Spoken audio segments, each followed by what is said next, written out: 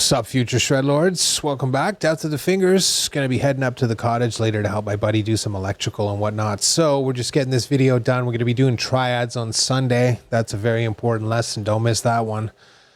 But for this one here, I guess someone has asked me my opinion on essentially, reconciling, the creative aspect of music and all the rest of that stuff with the political climate that we're living through right now. And I'm just like, bro, that's pretty heavy. Like, listen, in my day, we kind of lived through something similar to it. It was quite repressive, although I doubt it's as repressive as it is right now. But we had the religious right, so we had that explosion, the PMRC, and you had D. Snyder and all the metal bands basically fighting back, and then, thrash metal's rebelliousness, I guess. You know what I mean? So we kind of lived through it before, but you can see that things are different now. People are way more swayed by slogans and trends and whatever political ideologies and whatnot. It's not as organic where it was just like the individual against authority or against this monolith like government. It's now sort of picking a side and sort of promoting the best aspect of a really sort of shitty situation. It's, it's not war's bad. War's bad. It's, it's okay when my side does it because reasons X, right? So it's like this weird justification that uses the awfulness of war as a pretext to be like, well, it's okay that we can retaliate and just perpetuate it. And you know what I mean? Like, obviously that's not helpful. We're not bringing awareness to it. We're trying to, entrench people into ideologued camps. It's like an echo chamber too. So it's kind of weird. That's where this controversy with respect to this band Kneecap, I don't know. I didn't listen to it. I guess they're rappers and they're taking on the Middle East or whatever they're doing. Who knows? I mean, really don't. I remember Annihilator bringing Never Neverland to life. And basically, their 6 and 7s. Drunk driving was a big thing back in our day. So they were making songs about that. There was the environmental stuff with Stonewall and other things too. So, and then there were, of course, bands like Sacred Reich and whatnot talking about the iniquity of American society. And there's a whole bunch of them, obviously, that were talking about that. Metallica, The Horrors of War, Megadeth, same thing. You could you look at Death Angels, another one. That one was uniquely an interesting perspective because we weren't trying to, whatever, create, social outrage by the fact that these guys were indigenous. It was just them calling a spade a spade. They're like, listen, it sucks. And these are the reasons why. You know what I mean? There was no axe to grind there. They were just like, this is our life. And they just put it out there in the bleakest possible sense, but in a very catchy format that just hammered it home. I feel like most stuff now is manufactured to elicit some sort of allegiance to, again, an even further manufactured cause. It's like you're drumming up support for wanting to do something bad. So I don't know. I mean, we've effectively reduced our sphere of influence to the point now where it's like we're elevator music. We don't actually carry any real gravitas in the social movement anymore because we have clowns like Katy Perry and Taylor Swift and Sabrina Carpenter. And listen, nobody is complaining about when they're bopping around on stage and doing their little dopey dance moves or whatever it is, and their little performative music and all the rest of it. But let's be real, it's no Woodstock, right? Like, that's the thing. Yeah, people are like, it's not only that it was a huge concert and 500,000 people showed up there and it was like a cultural zeitgeist, if you will. It was the esprit behind the concert itself the organic nature of it to be like, listen, man, war's bad and people are dying. And they come back and they're basically so messed up that they can't actually integrate back into society. They just live in a private horror in their own mind. Well, that can't be good. Because we were like, go over there and shoot a gun and hate this person for reasons X, Y, Z. And what do we get for it? Nothing. Absolutely nothing. It's not like the Vietnamese came over here and took something like try to conquer Florida, right? Like, we're like, we don't like communism and we need to feed the war machine. And it just seems like we just never learn. And that's really the biggest problem. Is music used to be an intellectual avenue for people to understand complex issues, but do it in a way that was actually palatable. You don't sit there and watch the news or some dry dissertation or read some white paper or something like that. You could just sit there and get the broad strokes and, you know, tap your toe and stuff like that and sing along to the chorus. And it was enough to be like, you know, this isn't human. Leveling a city, I don't care if it's Gaza or if it's Berlin or Dresden during the Second World War, is not cool, man. Right? So I don't know what to say. And again, we're at the stage now where it's like music is used as a tool for propaganda rather than a tool for awareness. It's a tool for distraction rather than a tool to sort of provoke thought. We've abdicated our responsibility on that front. I remember how pissed the American government was when Dave Mustaine came out with Symphony of Destruction, and they basically just absolutely skewered George Bush Sr., I think it was, right? Like, that was the last real tune in my mind that really just kicked the establishment right in the teeth. But that's just it. As Dave started to get more successful, of course, he migrated up the food chain, and now he actually rubs shoulders with those people, so he has more in common with them, and that's why you don't see him writing those types of songs anymore.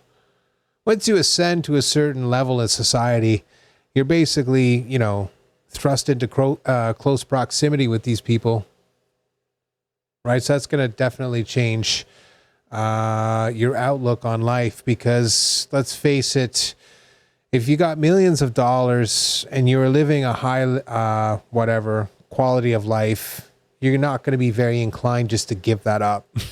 That's just being real. So, you know, there's an incentivization there to sort of abdicate the duties to keep your high profile as an influential musician and then still say the truth when it matters. And you see that reflected everywhere. You have that going on right now with Donald Trump and this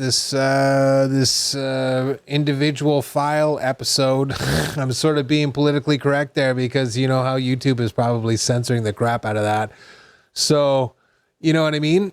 There's just there's no faith anymore in these institutions, I think, is what I'm really driving at. Even though it's important for us to keep fighting the good fight and saying the important stuff and making music that's socially aware and conscious, and also accept that it's barely going to have any impact whatsoever. You're going to get blown out of the water by someone like Nicki Minaj repeating "you're a stupid ass hoe" 50 times in a song. Let that sink in. You're going to spend 25 years of your life becoming a master musician on your instrument. And then when it's all said and done, you're going to listen to a song like that and get blown out by Nicki Minaj. There's no justice in the world, boys. It is what it is, right? So that's just it. As far as your political ideology is concerned, do your research. Seriously investigate both sides of the question at hand, and formulate an educated opinion about it, and then do something. Write a song. Stop supporting them. Write a letter to your congressperson or whatever, your political representation. Get activated. I would recommend becoming more self-sufficient and planning for the worst, because that seems to be more and more plausible. Doesn't matter which way you cut the cake. We are headed for a calamity one way or another. I don't think it's avoidable anymore. And so that's the thing. Music could be the thing, like with me, that saved my life, because I went through the darkest period and the only thing I actually had as a friend was my guitar. That's how low it was. Even my ego had abandoned me. So that's just it. Once you start to realize the most important things in the world, surround yourself with knowledge and the ability to just, while away the hours reading a book or playing the guitar or learning some new song or something like that, cooking, tending your garden, staying active, appreciating nature. These things are directly impactful on your creative life, and they've been all but erased in the modern world. And so reclaiming them so that you're comfortable basically accepting something that's far more whatever activity and sort of mentally intensive would be the first thing necessary. And that's the hardest part. And that's really, just to tie it in with the guitar thing, that's why most people struggle to get, better. They're so addicted to watching videos and stuff and just being entertained. It's hard for them to invest the real legwork to actually get the skills on the fretboard. It's true. I know that because I was doing the exact same thing. I was there at the very beginning when the internet broke, and I was like, this is the thing that's going to free me. And it's so insidious because it gets its claws into you. And that's just it. Back in those days, they were actual lessons. And there's still lessons out there, but they're so compartmentalized, they're kind of silly. Okay, so that's the thing. You got to develop your mind. You got to accept reality. You got to sort of be a conscious and empathetic and, moral and righteous person. But, don't let people disabuse you or political systems disabuse you. You have to be treated with respect too. You don't have to be mean to people when those people demonstrate that they're not going to respect you. Well, you don't have to be nice to them either.